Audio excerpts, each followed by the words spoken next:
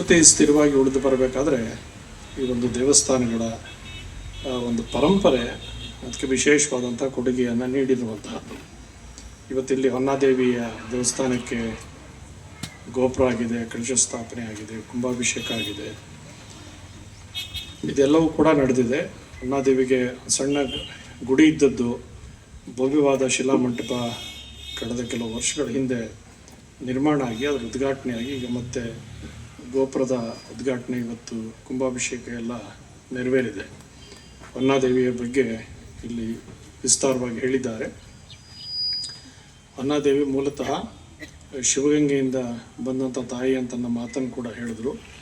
ಇಲ್ಲಿ ಬಂದಾಗ ಕೇಳಿದ್ವಿ, ಹೊನ್ನಾದೇವಿ ಶಿವಗಂಗೆಯಿಂದ ಮೊನ್ನೆ ಹೊನ್ನಂಗವಿ ದೇವಿ ಮಠಕ್ಕೆ ಹೋದಾಗಲೂ ಕೂಡ ಅಲ್ಲಿ ಹೊನ್ನಾದೇವಿಯ ದೇವಸ್ಥಾನವನ್ನು ನಿರ್ಮಾಣ ಮಾಡಿ ಅಲ್ಲಿ ಕಾರ್ಯಕ್ರಮ ನಡೆದದ್ದು.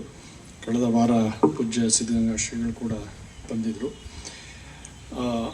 ಅವ್ರು ಹೇಳಿದ್ದು 3 ಹೆಜ್ಜೆಗೆ ಹೊನ್ನಮ್ಮ ದೇವಿ ಶಿವಗಂಗೆಯಿಂದ ಬ್ಯಾಲ್ಕೆರೆಗೆ ಬಂದಳು ಹಾಗೆ ಅಂತೇಳಿ. ಅದು ಮೊದಲನೇ ಸೋಲೂರು ಇತ್ಯಾದಿ ಕಥೆಗಳನ್ನೆಲ್ಲ ಹೇಳಿದಾರಲ್ಲ, ಹಾಗೆ ಬಹುಶಃ ಈ ಬ್ಯಾಲ್ಕೆರೆಯ ಪುಣ್ಯವು ಅಂತನೂ ಹಾಗೆ ತಾಯಿ ಬಂದು ಇಲ್ಲಿ ನೆಲೆಸಿರ್ತಕ್ಕಂಥದ್ದು ನಿಮ್ಮ ಪುಣ್ಯ ವಿಶೇಷ, ನಿಮ್ಮ ಊರಿನ ಒಂದು ಭಾಗ್ಯ ಅಂತ ಭಾವಿಸಬೇಕು. ಇವತ್ತು ದೇವರನ್ನು ಹಲವಾರು ರೂಪದಲ್ಲಿ ನಾವು ಧ್ಯಾನಿಸ್ತೇವೆ, ಪ್ರಾರ್ಥನೆ ಮಾಡ್ತೇವೆ, ಪೂಜಿಸ್ತೇವೆ. ಬಸವಣ್ಣವ್ರು ಹೇಳಿದ್ರು, ದೇವನೊಬ್ಬ ನಾಮ ಹಲವು ಹಾಗೆ ಅಂತೇಳಿ. ಏಕಂ ಸತ್ ವಿಪ್ರ ಬಹುಧಾ ವದಂತಿ ಅಂತನ್ನುವ ಪ್ರಸಿದ್ಧವಾದಂತಹ ಮಾತಿದೆ.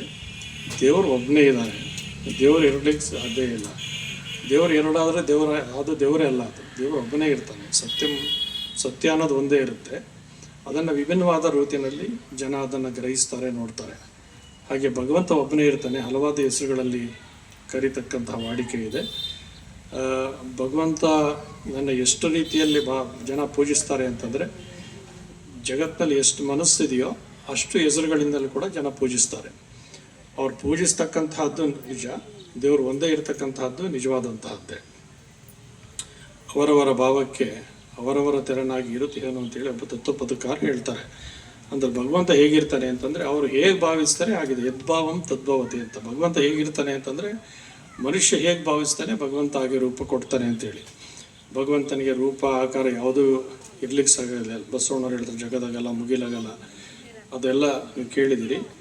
ಬ್ರಹ್ಮಾಂಡದಿಂದ ತತ್ತ, ಆಕಾಶದಿಂದ ತತ್ತ, ಅಗಮ್ಯ, ಅಗೋಚರ, ಅಪ್ರಮಾಣ. ಹೀಗೆ ಬಸವಣ್ಣವರು ಭಗವಂತನ ಸ್ವರೂಪವನ್ನು ಕುರಿತು ಹೇಳ್ತಾ ಹೋಗ್ತಾರೆ.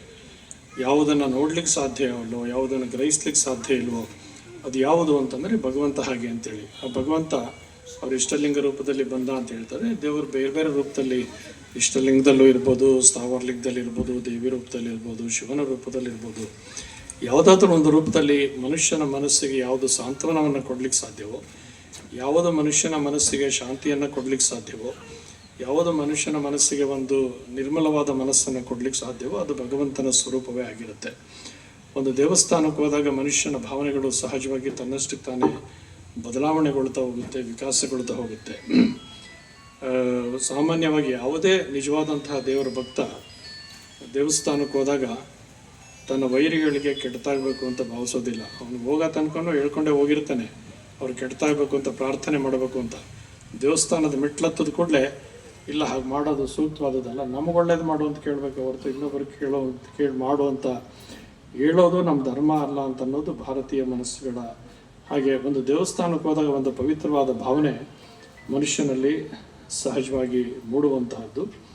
ಹಾಗೆ ಇಲ್ಲಿ ಹೊನ್ನಮ್ಮ ದೇವಿ ದೇವಸ್ಥಾನ ಇಲ್ಲಿ ಸ್ಥಾಪನೆ ಆಗಿರ್ತಕ್ಕಂತಹದ್ದು, ಲಿಂಗ ಸಂಸ್ಕಾರ ಪಡೆದುಕೊಂಡಂತಹದ್ದು, ಅಲ್ಲಿ ಮಹಿಮೆಗಳನ್ನು ಕುರಿತು ಇಲ್ಲಿ ಪ್ರಾಸ್ತಾವಿಕವಾಗಿ ಮಾತಾಡ್ತಾ ಹಲವಾರು ಮಾತುಗಳನ್ನು ಹೇಳಿದ್ದಾರೆ. ಹಾಗೆ ಸಿದ್ಧಗಂಗಯ್ಯನವರು ಕೂಡ ಸಿದ್ಧಗಂಗಪ್ಪನವರು ಕೆಲವು ಮಾತುಗಳನ್ನು ಸಂಕ್ಷಿಪ್ತವಾಗಿ ಇಲ್ಲಿ ಹೇಳಿದ್ದಾರೆ.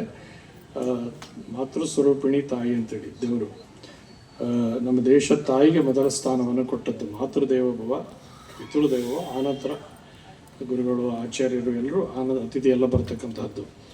ಮೊದಲ ಸ್ಥಾನ ಭಾರತೀಯರಲ್ಲಿ ತಾಯಿಗೆ ಕೊಡ್ತಕ್ಕಂತಹದ್ದು. ಯಾಕೆಂದ್ರೆ ಜಗತ್ತನ್ನು ಸೃಷ್ಟಿ ಮಾಡ್ತದ್ದು ಶಿವಶಕ್ತಿ ಸ್ವರೂಪನಾದಾಗಲೇ ಜಗತ್ತು ಸೃಷ್ಟಿ ಆಗಲಿಕ್ಕೆ ಸಾಧ್ಯವಾಗಿರ್ತಕ್ಕಂತಹದ್ದು. ಹಾಗೆ ಮಾತೃ ಸ್ವರೂಪದಲ್ಲಿರುವಂತಹ ತಾಯಿಗೆ ಗೌರವವನ್ನು, ಶ್ರದ್ಧೆಯನ್ನು ಅರ್ಪಿಸ್ತಕ್ಕಂತಹದ್ದು ಬಹಳ ಮುಖ್ಯವಾದಂತಹದ್ದು. ಕಟ್ಟಿದ್ದಾರೆ ಅಲ್ಲಿ ಬಸವೇಶ್ವರ ದೇವಸ್ಥಾನ, ಬೇರೆ ಬೇರೆ ದೇವಸ್ಥಾನವನ್ನು.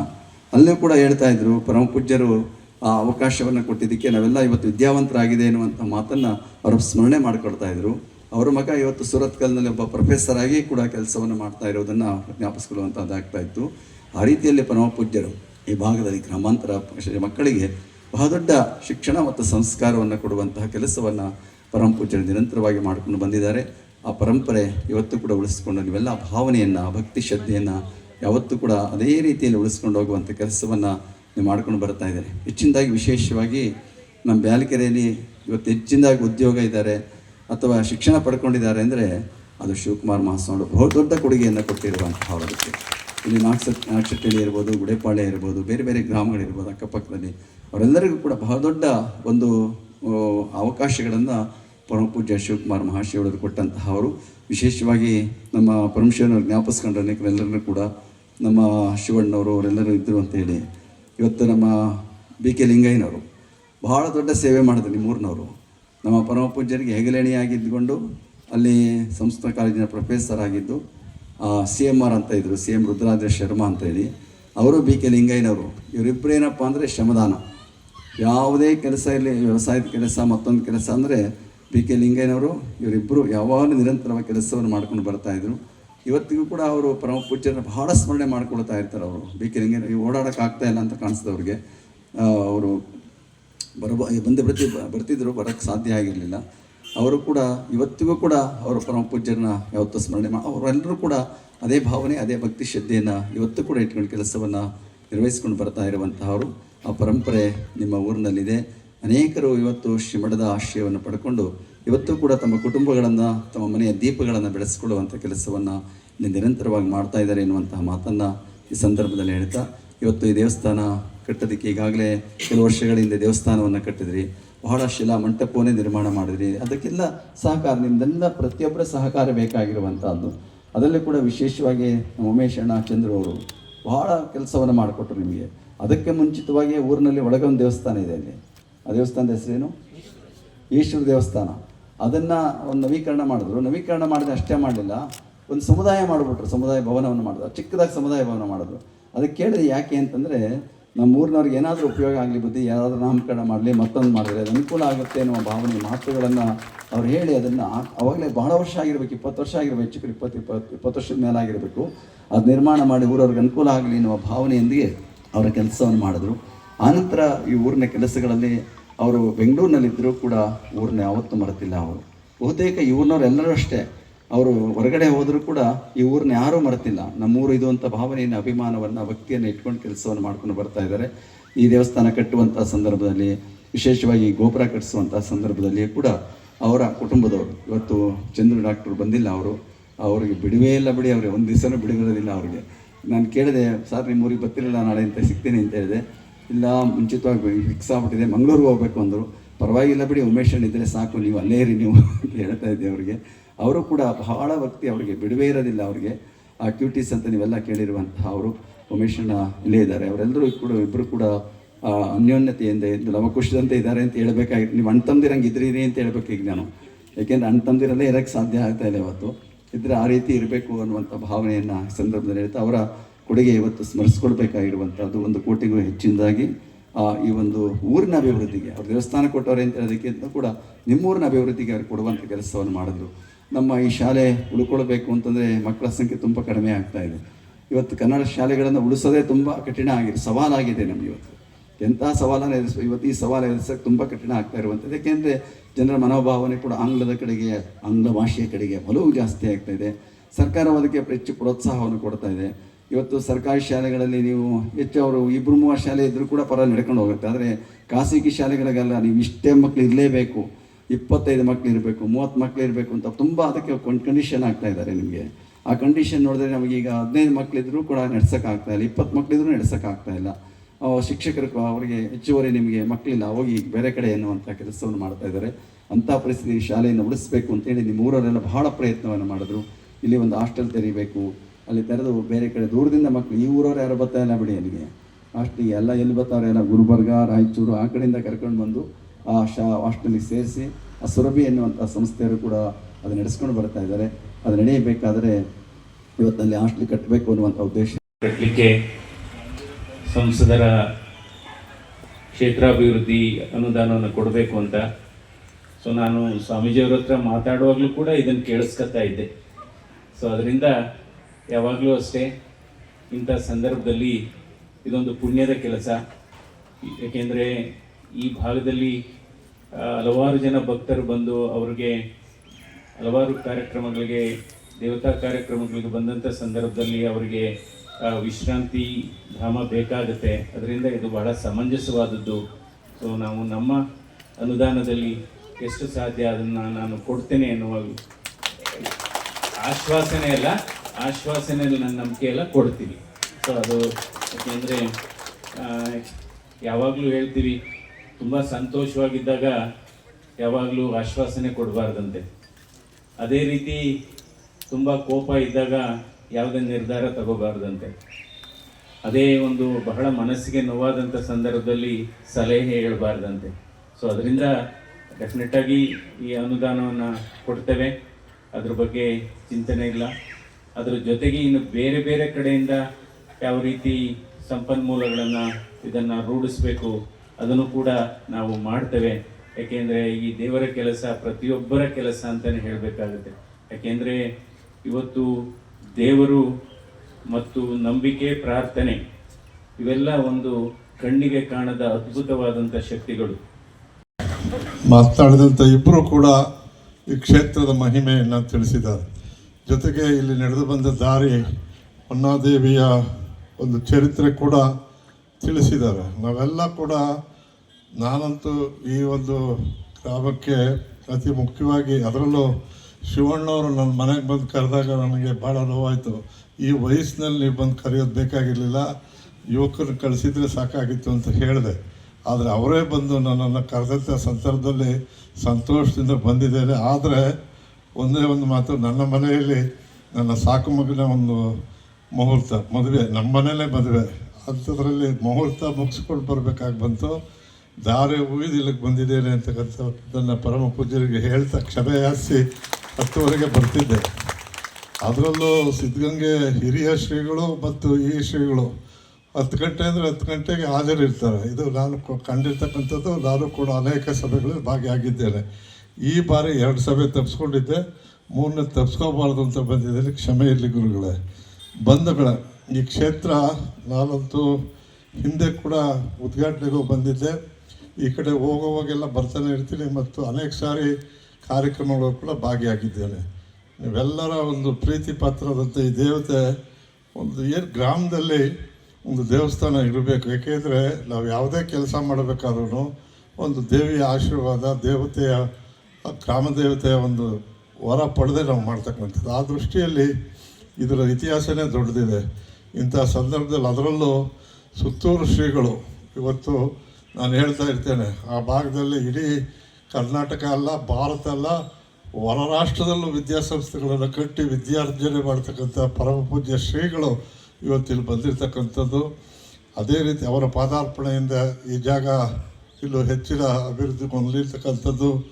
ಮತ್ತು ನಮ್ಮ ನಡೆದಾಡುವ ದೇವರು, ಕರ್ನಾಟಕ ರತ್ನ ಪದ್ಮಭೂಷಣ, ವಿವಿಧ ದಾಸೋಹ ಪರಮ ಪೂಜ್ಯ ಶ್ರೀ ಶ್ರೀ ಶ್ರೀ ಶಿವಕುಮಾರ ಸ್ವಾಮಿಗಳು ಬಸವ ಜಯಂತಿ ಇರ್ಬೋದು, ಯಾವುದೇ ಕಾರ್ಯಕ್ರಮ ಬಂದರೆ ಅವತ್ತು ರಾತ್ರಿ ಆ ನಾಟಕ ಆಡಿಸಿ, ಆ ನಾಟಕದಲ್ಲಿ ಜನ ನಾವು ನಾಟಕ ನೋಡ್ತಿದ್ವಿ. ಆದರೆ ಅವರ ಪ್ರವಚನ ಹೇಗಿರ್ತಿತ್ತು ಅಂತ ಹೇಳಿದ್ರೆ, ಪ್ರಸ್ತುತ ವಿಷಯದ ಬಗ್ಗೆ, ಅದು ಅಮೇರಿಕಾದಲ್ಲಿ ನಡೆದಿರಲಿ, ಚೈನಾದಲ್ಲಿ ನಡೆದಿರಲಿ, ಮತ್ತೆಲ್ಲೇ ನಡೆದಿದ್ರು ಕೂಡ ಈ ಒಂದು ಧರ್ಮಸಭೆಯ ಸಂದರ್ಭದಲ್ಲೂ ಕೂಡ ದೇಶದ, ರಾಷ್ಟ್ರದ ಚಿತ್ರಣೆ ಮಾಡ್ತಿದ್ದಂಥ ಪರಮ ಪೂಜ್ಯ ಶ್ರೀಗಳ ಆಶೀರ್ವಾದದಿಂದ ಕಾರ್ಯಕ್ರಮ ನಡೀತಾ ಇರ್ತಕ್ಕಂಥದ್ದು.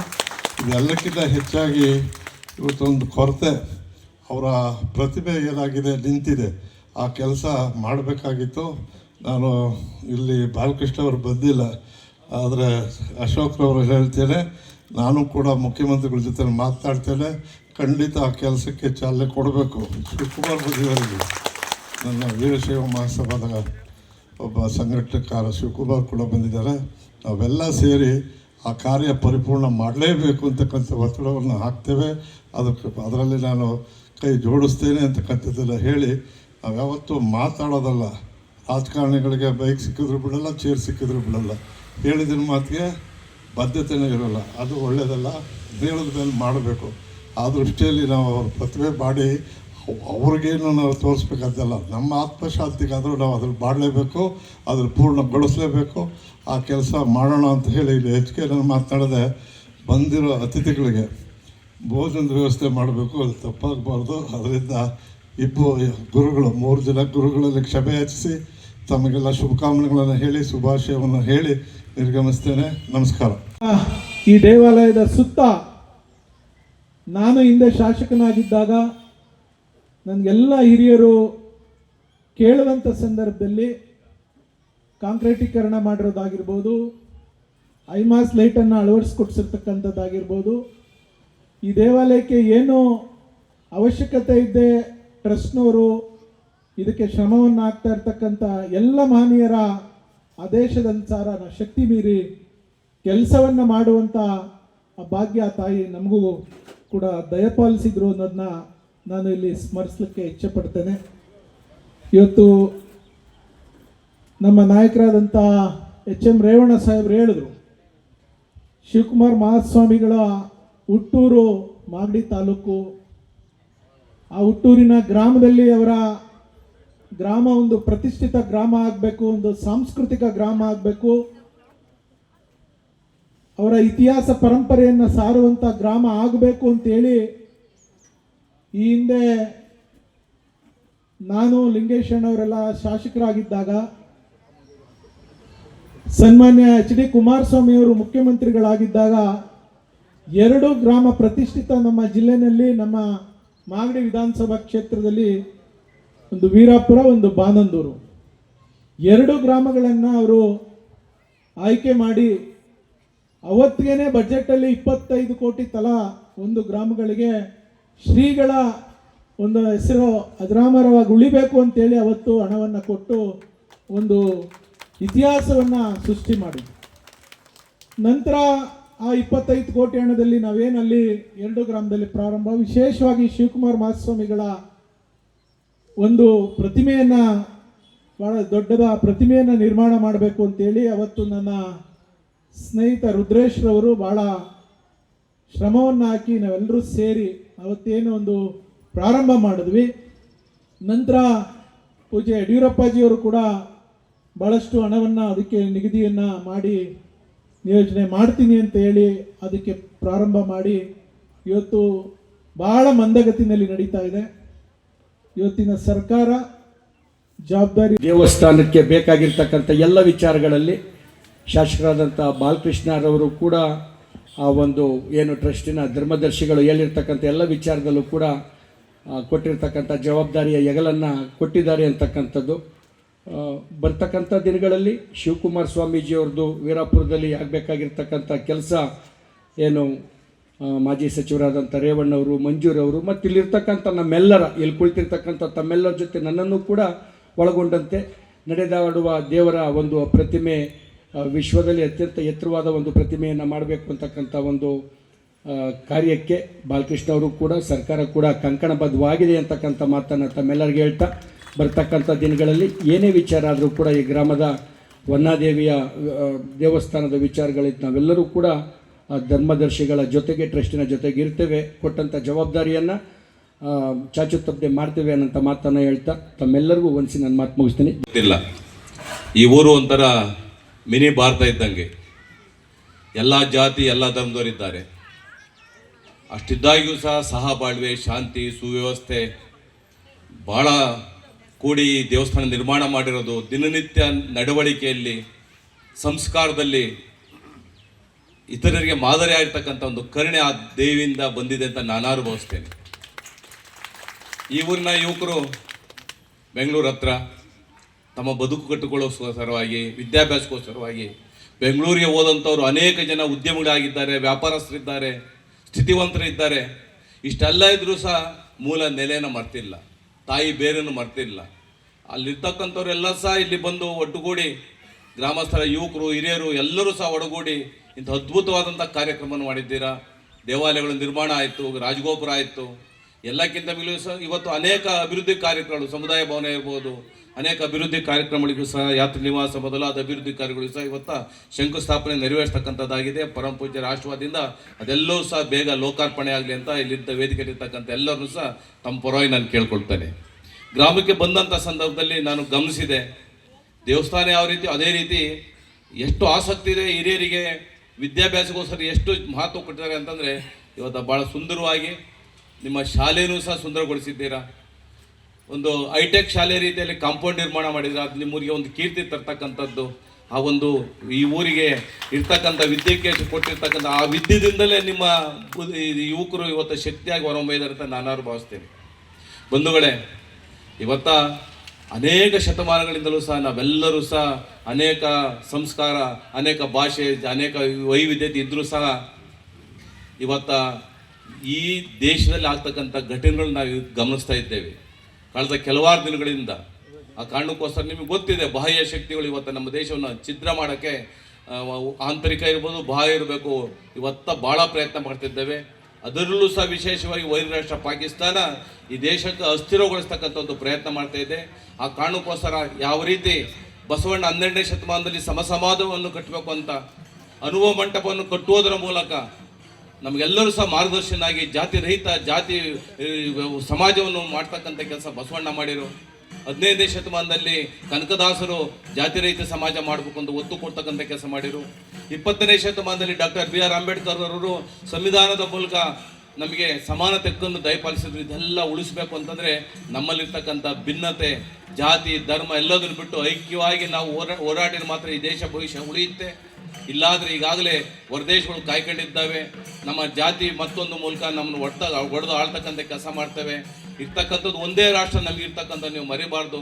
ಒಗ್ಗಟ್ಟಿನಿಂದ ಎಲ್ಲರೂ ಸಹ ಈ ದೇಶದ ಒಗ್ಗಟ್ಟಿಗೆಲ್ಲ ಶ್ರಮ ವಹಿಸ್ಬೇಕಂತ ಕೇಳ್ಕೊಳ್ಳುತ್ತಾ ಅನೇಕ ಜನ ಮಾತಾಡಿದ್ದಾರೆ. ನಾನು